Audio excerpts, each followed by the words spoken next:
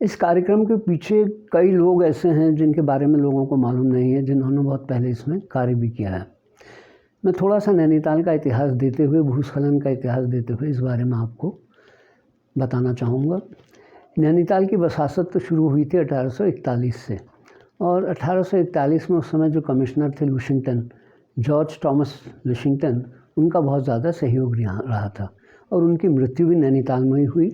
और यहाँ उनकी कब्र जो है हमारे Saint John's in the wilderness जो चर्च है उसके साथ जो ग्रेवयार्ड है वहाँ पर वो उनको बरी किया गया था उस समय।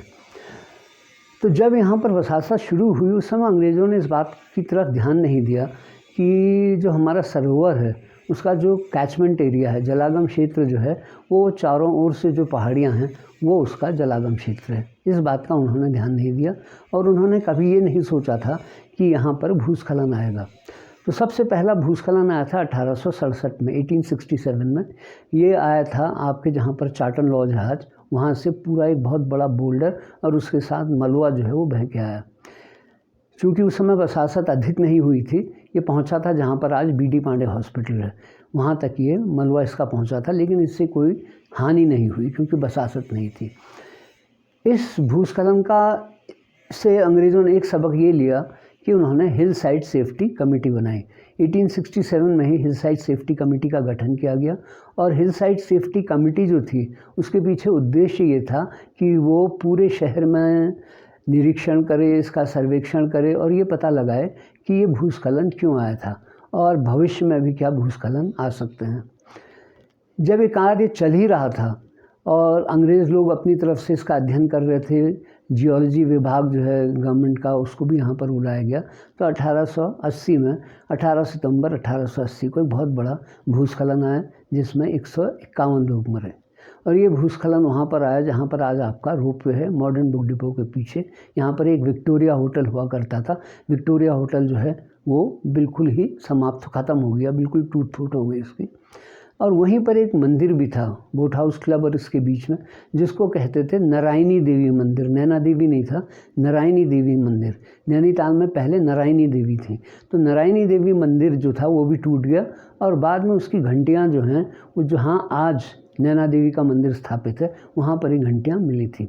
तो 18 सितंबर जो है ये यहाँ का इतिहास का एक ऐसा दिवस है, काला दिवस तो है, लेकिन अगर हम लैंडस्केप हिस्ट्री की बात करें तो लैंडस्केप हिस्ट्री के संदर्भ में इस भूस्खलन ने जनता को, सरकार को ये बताया कि प्रकृति के साथ किसी तरह का छेड़छाड़ नहीं करना चाहिए।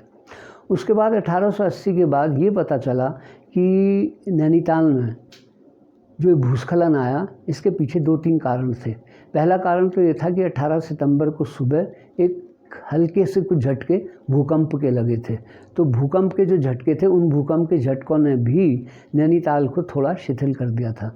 दूसरा, 60.8 सेंटीमीटर लगातार बारिश पड़ी 1-1.5 दिन, मतलब एक तरह से कह सकते हैं उन दिनों क्लाउड बर्स्ट या बादल फटने की घटनाओं के बारे में नहीं मालूम था, तो ये लगता है कि उस दिन बादल भी फटा था। और तीसरा जो सबसे महत्वपूर्ण कारण वैज्ञानिकों ने माना, भूगर्भीय शास्त्रियों ने मांगा, वो ये कि जलागम क्षेत्र जो है लेक का, सरोवर का, जो हमारे पहाड़ी हैं क्षेत्र हैं, वहाँ पर निकासी, पानी की निकासी का और विशेष रूप से बारिश के पानी की निकासी का कोई मार्ग नहीं है। इस वजह से अंग्रेज़ों ने 1880 के बाद 79 किलोमीटर लेंथ ऑफ ड्रेन्स जो हैं, छोटी बड़ी नालियों का निर्माण किया था और यही नालियाँ जो हैं ये आज हमारी लाइफलाइन है नैनीताल की। लेकिन दुर्भाग्यवश कुछ लोगों ने इन नालियों पर भी इंक्रोचमेंट कर दिया था और कुछ लोग जब नया निर्माण करते हैं तो सब मलबा जो है इन नालियों में डाल देते हैं और ये मलबा जो है वो बह के सरोवर में आता है, जिसका सरोवर की इकोलॉजी, सरोवर के पर्यावरण पर बहुत ज़्यादा प्रभाव पड़ता है। तो 18 सितंबर 1880 इसलिए महत्वपूर्ण है क्योंकि इस दिन ये भूस्खलन आया था। इसकी वजह से ही यहाँ पर 79 किलोमीटर्स लेंथ ऑफ ड्रेन्स बनी थी और साथ ही साथ जो हमारा फ्लैट्स है, जो सबसे बड़ा बिज़ी सेंटर है नैनीताल का, पूरी एक्टिविटी, पूरा जो कार्यकलाप हैं शहर के वो फ्लैट्स पर ही आधारित हैं। तो फ्लैट्स इतना बड़ा नहीं था, जहाँ पर मस्जिद है उससे थोड़ा आगे तक फ्लैट्स था, लेकिन 1880 की भूस्खलन के बाद फ्लैट्स का जो आज नया रूप है, इतना बड़ा विस्तारित रूप जो है, ये 1880 के भूस्खलन के कारण ही हुआ। तो 18 सितंबर 1880 को एक महत्वपूर्ण दिवस, चाहे इसे इतिहास का काला दिवस कहें या महत्वपूर्ण दिवस कहें, इसको मनाने की बात जो है ये एक ऑस्ट्रेलियन ने की थी, जो ऑस्ट्रेलिया के पर्थ नामक नगर में रहते हैं या रहते थे। तो ये जब यहाँ भारत आए, भारत आके वो नैनीताल भी आए, और नैनीताल आने से पहले वो केसी सिंह बाबा जो मेंबर पार्लियामेंट हैं, जो चंद राज्यवंश के हैं, उनसे उनकी मुलाकात हुई और उन्होंने ये डिस्कस किया कि उन्हें नैनीताल शहर जो है वो बड़ा खूबसूरत लगता है और नैनीताल शहर के लिए वो कुछ करना चाहते हैं। तो केसी सिंह बाबा जो हैं उन्हें मेरे पास भेजा और मेरे से उन्होंने पूछा कि आप यहाँ पर क्या करते हैं। मैंने कहा देखिए, हमारे वहाँ इस समय सबसे बड़ा ख़तरा जो है वो है लेक की क्लीनिंग। हमारा लेक जो है वो निरंतर गंदा होते जा रहा है और इस संदर्भ में मैंने एक जनहित याचिका भी की है और उस जनहित याचिका के बाद यहाँ पर आपके जो लेक क्लीनिंग है या जो एरेशन है, बायो मैनिपुलेशन, ये चीज़ें चल रही हैं। तो उन्होंने कहा मैं अपनी तरफ से क्या कर सकता हूँ, कोई दिवस बताइए। तो 18 सितंबर 1880 को उन्होंने कहा कि कम्युनिटी मैनेजमेंट की हम बात करेंगे और सरोवर को बचाने की, शहर को बचाने की। तो वैन जो हैं मेरे, आप एक तरह से कह सकते मित्र हैं, उन्होंने इस कार्यक्रम को शुरू किया और बाद में उनके साथ राजीव लोचन शाह और कई लोग यहाँ के शहर के उनके साथ जुड़ने लगे। तो ये शुरुआत का श्रेय जो है ये कई माने में केसी सिंह बाबा को जाता है। केसी सिंह बाबा के ही कहने पर वो यहाँ नैनीताल आए और नैनीताल में मेरी उनसे मुलाकात हुई और हमारे अभी बड़े सौहार्दपूर्ण संबंध रहे हैं।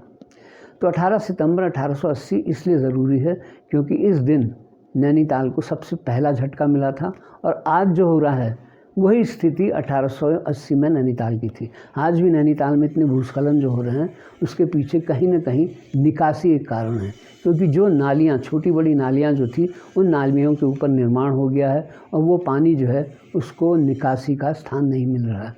आप देख सकते हैं, अगर आप ठंडी सड़क में आज भी जाएँ तो आपका जो लंगम हॉस्टल है उसके पास जो नाला है, फिर पाषाण देवी के आगे एसआर हॉस्टल के बगल में जो नाला है, उसमें पिछले 3-4 सालों से बरसात में भी पानी नहीं आता है, जबकि पानी बह के आना चाहिए। तो इसका मतलब ये है कि जो मुहाने हैं, मुहानों के ऊपर आपके अतिक्रमण कर दिया गया है, निर्माण बना दिया गया है।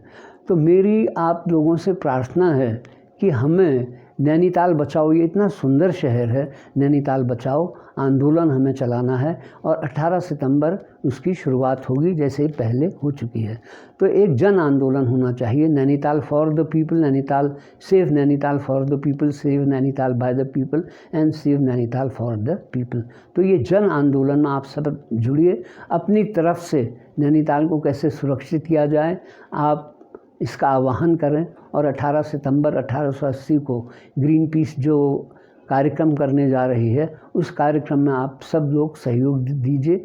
जितने लोग आप लोगों से कह सकते हैं, बड़े बूढ़ों से, उन लोगों को भी आप अपने साथ लाइए और इसको सफल बनाइए, जिससे भविष्य में हमारा शहर जो है ये सुरक्षित रहेगा। और इतना अच्छा शहर विश्व में कहीं नहीं है। आपने देखा होगा ये शहर ऐसा है जहाँ वैमनस्य की भावना नहीं है, जहाँ धार्मिक अंधापन नहीं है। ये एक ऐसा शहर है जहाँ मंदिर, मस्जिद, गुरुद्वारा, चर्च सब जो हैं, आर्य समाज मंदिर, सब एक दूसरे के अगल बगल हैं। आप विश्व में कहीं चले जाइए, मैंने 3/4 दुनिया देखी है, कहीं इस तरह की आपको सिचुएशन या स्थिति देखने को नहीं मिलेगी जहाँ लोग एक दूसरे से इतना अधिक प्यार करते हैं। नैनीताल के बाहर आप यहीं से रूसी गांव तक पहुंच जाइए, रूसी से आगे जाइए तो आपको बहुत बड़ा परिवर्तन मिलेगा संस्कृति का, और इस संस्कृति को भी हमें सुरक्षित रखना है। धन्यवाद।